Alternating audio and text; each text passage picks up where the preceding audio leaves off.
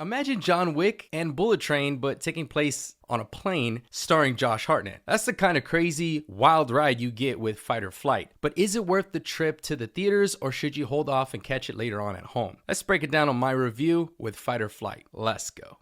From the town I like nothing when I'm hopefuls live. A small city or something, but mostly no one forgets. On the outskirts of where I've been dreaming since a kid. Thought I was cursed to never see a radio hit. A Grammy the industry or something even close. Miles outside. What's going on, all my beautiful people? This is Jacey, and I just got back from watching an early screening of the movie Fight or Flight. Before I do start my review, please note this will be a spoiler-free review, just in case you haven't seen it yet, showing in theaters this weekend. Also, please make sure you hit that like, hit that subscribe, hit that notification bell to stay up to date on more action films that I'm reviewing just like this. So Fight or Flight stars Josh Hartnett, Katee Sackhoff, Julian Castoff, and more. A mercenary takes on the job of tracking down a high-value asset known only as the Ghost on an international flight. Realizing soon that the plane is filled with assassins assigned to kill both of them, they must work together to fight for their lives. Now, when I saw the previews to this trailer, there was two things that came to mind, which you probably heard in the intro, which was, wow, this looks a lot like John Wick, but also Bullet Train, taking place though on a plane. A lot of people in my comments when I first posted this trailer, because I thought this is going to be interesting, and as far as action flicks, we haven't gotten too many aside from, of course, Marvel's usual dose of hero or anti-hero films that they come out with. We haven't really seen much this year so far. And so with this, when I saw the trailer, I thought, man, this could be a fun, wild ride. Now, I know that since John Wick, it's kind of opened the floodgate with a lot of these action movies that are some sort of version of that or a derivative of the John Wick series, but I'm okay with it. There's certain movies that just break down barriers and you get other versions of it. It's just what it is when it comes to today's art. I am not too much of a critic when it comes to that. And I've tried to be a little open-minded when it comes to action films, because you go to just have fun, be entertained, right? And especially if you know a film doesn't take itself too seriously and it knows what it wants to be, that's when you have the most fun. Now, with Fight or Flight, I did notice another thing that kept me a little interested in watching this film and giving it a chance, is that it stars Josh Hartnett. He's one of those actors that I've watched over the years, and he's had some performances where I feel like they've been strong, and he's also had some really good range. I mean, from weird comedic movies like 40 Days and 40 Nights that I watched as a kid, which I probably shouldn't have been watching that, but to certain roles like Penny Dreadful, playing a real serious character just like that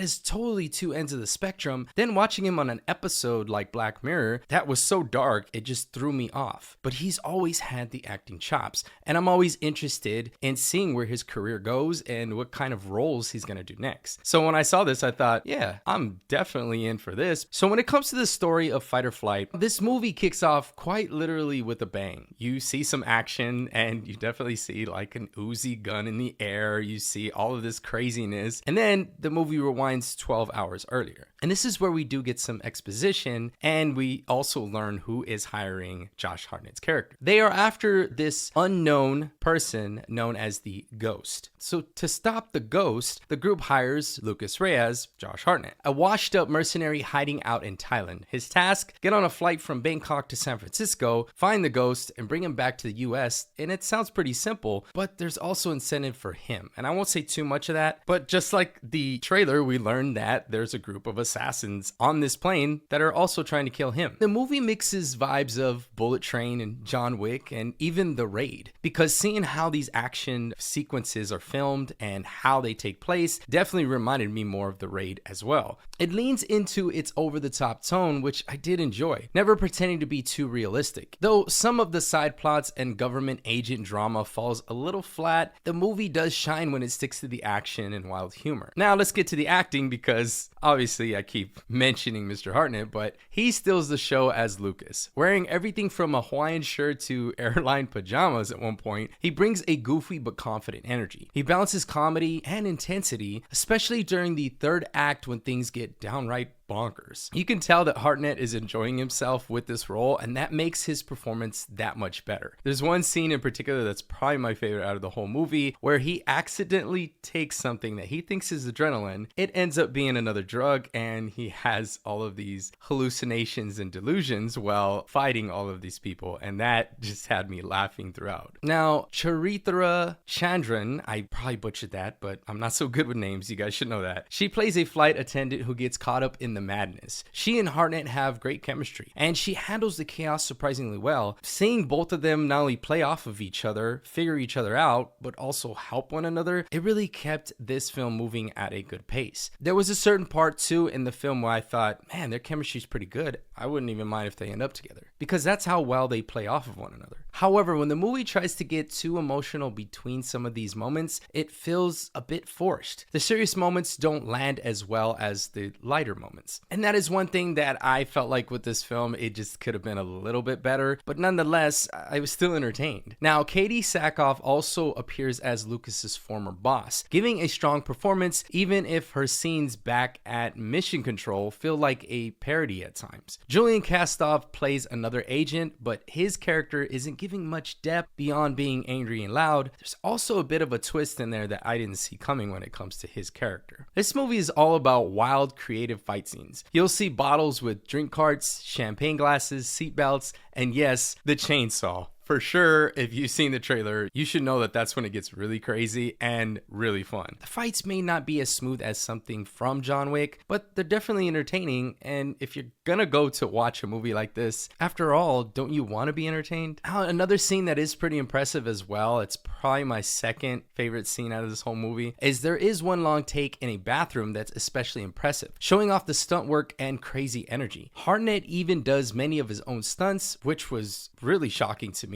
and it adds to the excitement. While the movie clearly has a smaller budget, director James Madigan makes up for it with big ideas and bold choices. So here are my final thoughts, you guys. Fight or Flight doesn't try to be deep or serious too much, it just wants to have fun, and it does that well. With its high-speed action, wild humor, and surprising cast, it delivers a fast, enjoyable ride. As long as you're willing to go along with its over-the-top story, you're definitely in for a good time. And I gotta say that I did love how this takes place on a plane. Much like Bullet Train, there's so much accessibility when it comes to things to fight with, and parts where people are jumping over seats and just really trying to get some kind of footing, or even try to get in a fight stance and there's someone else behind you coming after you. It's all wild, and that's what I really wanted to see out of this movie. With all that being said, you guys, I'm gonna give Fight or Flight 3.5 flames out of 5 and a pretty fire film rating. It's nice.